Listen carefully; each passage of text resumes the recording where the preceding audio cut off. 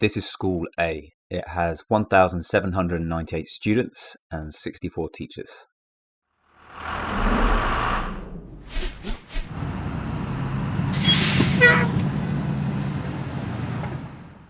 And this is School B, 2,250 students and 67 teachers. Between the two schools, which one has the lower teacher to student ratio? What this means is, for each teacher, how many students are there? So we need to set up our ratio of teachers to students. So School A is 64 to 1,798, and School B is 67 to 2,250. And now we can proceed with answering our problem. So to solve this, you need to get the value of your teachers to be 1, and you do this by dividing your ratio by the number of teachers in total. What you do to one side of a ratio, you need to do to the other, and the result now shows us how many students there are per teacher. So School A has a student to teacher ratio of 1 to 28.1, and School B has a ratio of 1 to 33.6. Sometimes this can be used as an indicator of which may be a better place to study, as one institution has more resources available, teachers in this case, per student. This is using unit ratio, whereby you're setting one side of your ratio to 1. If you need more help on that, I'll leave a link to a video on that in the description.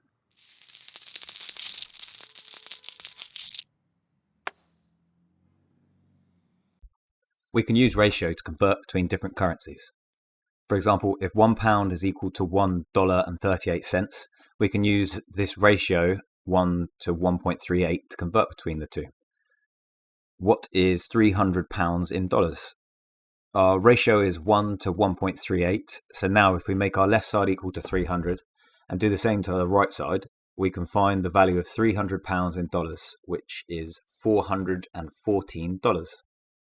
What about $300 in pounds? So instead of multiplying by 1.38, this time we divide by it to reverse our conversion and go from dollars to pounds.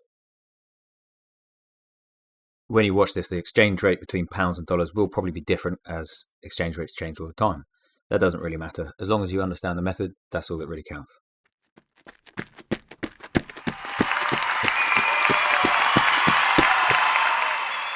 Runner A runs 12 kilometers and runner B runs 7.9 miles. Which person ran the furthest if 5 miles is roughly equal to 8k? So we're going to need to set our distances as the same unit of measurement. To do this, let's set our miles to kilometers ratio in the form 1 to n. Then we can use that ratio just like in the exchange rate example. 5 to 8 in the form 1 to n is 1 to 8 over 5. Runner B ran 7.9 miles, so if we set the left side of our ratio to 7.9, by multiplying by 7.9, we can then convert from miles to kilometers. So now we know that runner B ran 12.64 kilometers, and runner A, we were told, ran 12, so runner B ran the furthest.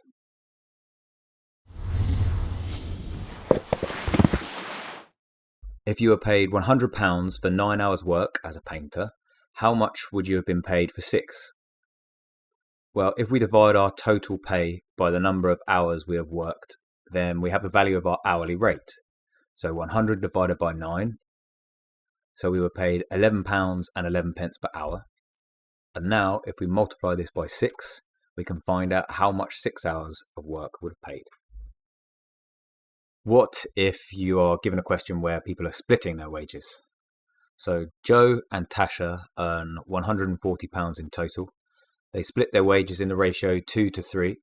How much are they each paid? Anytime you see a ratio-based question where some sort of split is occurring, you need to find the value of one part. Immediately recognize that that's the pattern that you're being asked to perform. So here we have the ratio 2 to 3, and 2 plus 3 is 5. So we have 5 parts in total. And now we can divide our total amount that we're being paid by how many parts we have, and that will give us the value of one part. Then we can distribute the money as the ratio wanted, 2 parts to one side and 3 to the other. 2 times 28 equals 56, so Joe earns £56. And 3 to 28 equals 84, so Tasha earns £84. is always just that easy. You just look for split-based ratio questions, and that's the trick. You find the total parts, find the value of one, and you solve.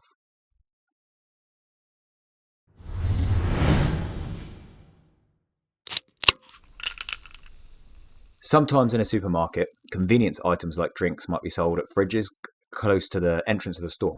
But elsewhere in the shop, there is a big bottle of the same drink that costs barely any more.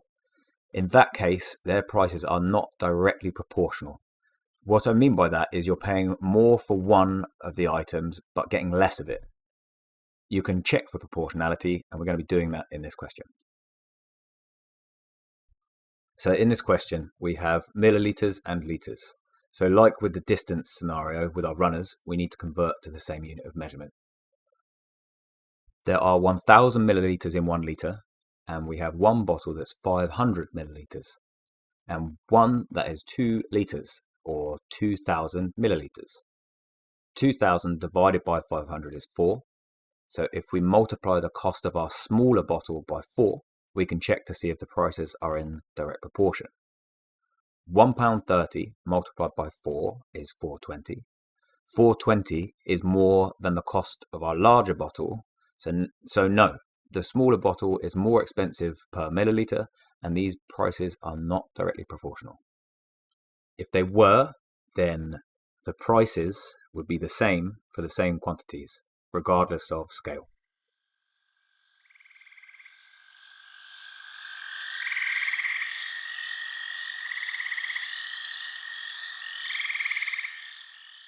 Tree A is 9 meters tall with a shadow of 5.1 meters.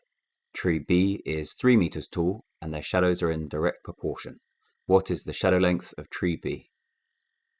So the ratio of height to shadow length of tree A is 9 to 5.1 and tree B is 3 meters tall.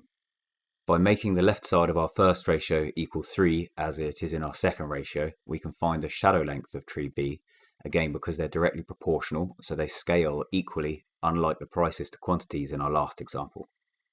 9 divided by 3 is 3, and whatever we do to one side of our ratio we must do to the other.